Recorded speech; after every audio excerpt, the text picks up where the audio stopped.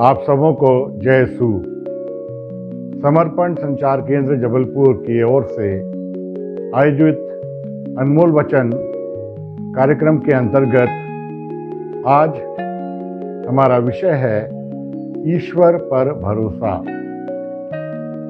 हम सभी पारिवारिक जीवन जीते हैं और हमें किसी न किसी कारण एक दूसरे पर भरोसा रखना होता है, चाहे वो माता पिता हो चाहे बच्चे हों, सबको एक दूसरे पर भरोसा रखना होता है। लेकिन उससे भी बढ़कर हमारा भरोसा ईश्वर में होना चाहिए।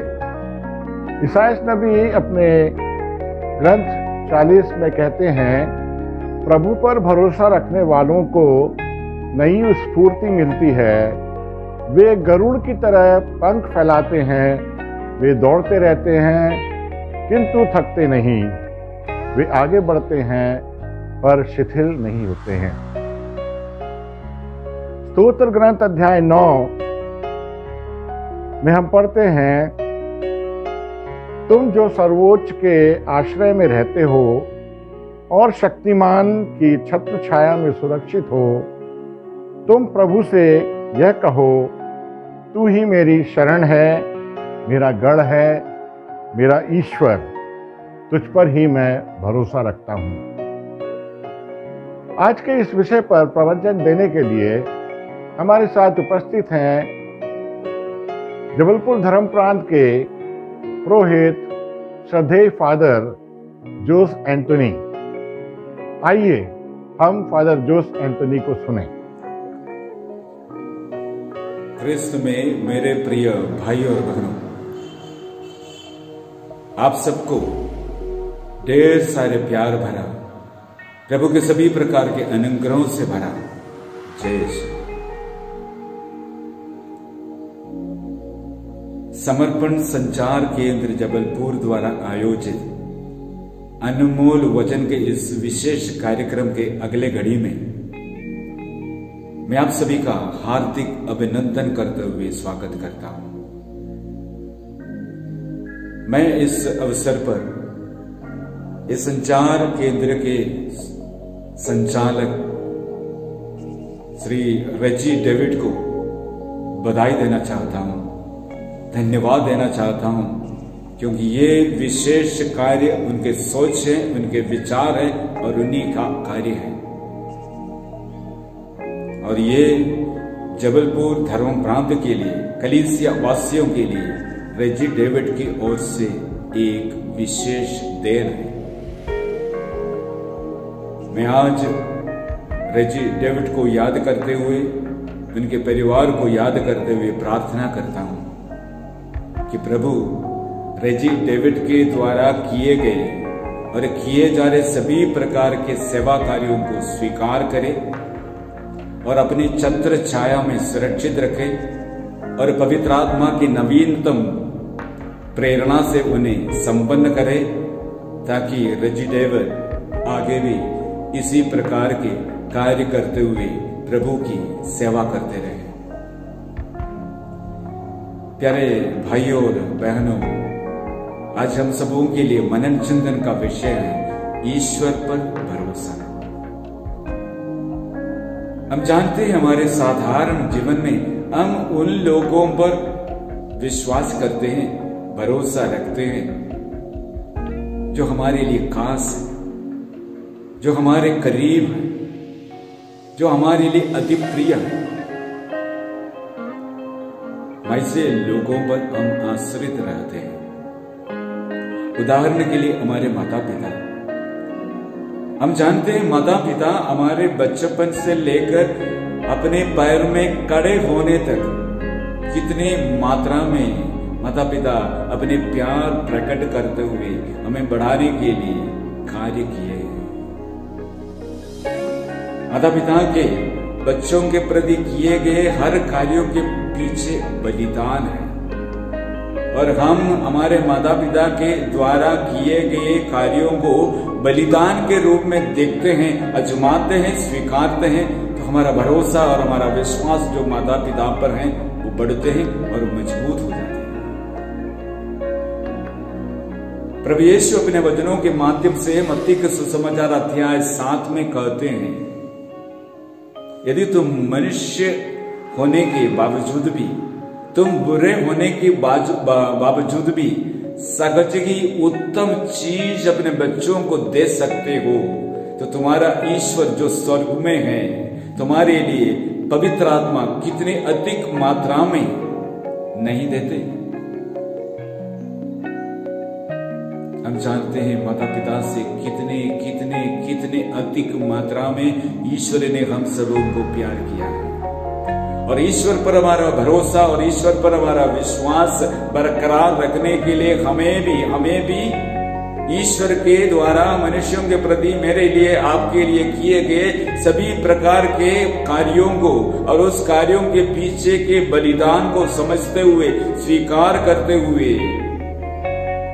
आगे बढ़ते हैं, तो हमारा विश्वास मजबूत हो जाता है, हमारा भरोसा दृढ़ हो जाता है। और इसलिए मैं पवित्र वचन के माध्यम से कुछ ऐसे बातों को जो प्यार से भरा है आपके सामने रखना चाहता हूं। हम सीधे जाएं उत्पत्ति ग्रंथ में। उत्पत्ति ग्रंथ के पहले अध्याय में हम सृष्टि के बारे में देखते हैं। ईश्वर ने मानव जाति को प्रेम करते हुए, मानव जाति की व्यवस्था करते हुए, मानव जाति की सृष्टि करने के पहले ईश्वर ने सब कुछ व्यवस्था करते हुए सब कुछ का सृष्टि करते हैं। और हम जानते हैं ईश्वर सब कुछ सृष्टि करने के बाद सब कुछ मनुष्य के अधीन करता है, और इस प्रकार ईश्वर के महान प्रेम भरी कार्य की सिलसिला सृष्टि से आरंभ होती है। उत्पत्ति ग्रंथ के पहले अध्याय से जब हम लोग दूसरे अध्याय में प्रवेश करते हैं तो हम लोग और भी एक महत्वपूर्ण बात को, प्रेम भरी बात को देखते हैं। ईश्वर के जब वो मनुष्य को सृष्टि करते हैं, सृजन करते हैं, और मेरे ख्याल से यही सबसे महत्वपूर्ण ईश्वर के मानव जाति के प्रति प्रेम का प्रमाण है कि ईश्वर ने हम सबों को कोई जीव जंतु के रूप में नहीं, कोई प्राणी के रूप में नहीं, कोई वस्तु के रूप में नहीं, हम सबों को एक श्रेष्ठ व्यक्ति के रूप में, श्रेष्ठ सृष्टि के रूप में सृष्टि किया। यानी ईश्वर ने अपने प्रतिछाया में, अपने प्रतिरूप में हम सबों को सृष्टि किया। और हम कह सकते हैं ईश्वर हम सबों को, मानव जाति को ईश्वर की बराबरी की दर्जा दी। इससे बढ़कर क्या प्यार हो सकता है। ईश्वर महान होने के बावजूद भी मनुष्य को, जो निरे मनुष्य है, जो बुरे मनुष्य हैं, उन्हें अपनी दर्जा, बराबरी की दर्जा देते हैं। प्यारे भाइयों और बहनों, हम पुराने व्यवस्थान से नए व्यवस्थान की ओर जाए। यूहन्ना के सुसमाचार अध्याय 3 में हमें उस महान संदेश को, उस महान वाक्य को पाते हैं।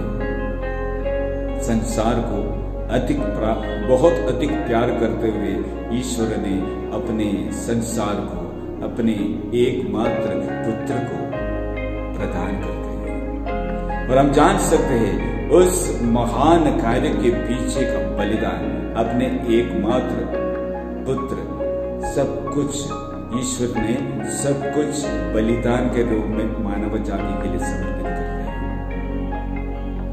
लूका के सुसमाचार अध्याय 1 में प्रभु यीशु का जन्म के बारे में हम लोग देखते हैं, और यीशु यहाँ हम सबों को ईश्वर बनकर, ईश्वर के रूप में जब धरती में आया, मनुष्य रूप धारण किया, ताकि इम्मानुएल, ताकि वो हम सब के साथ रह सके।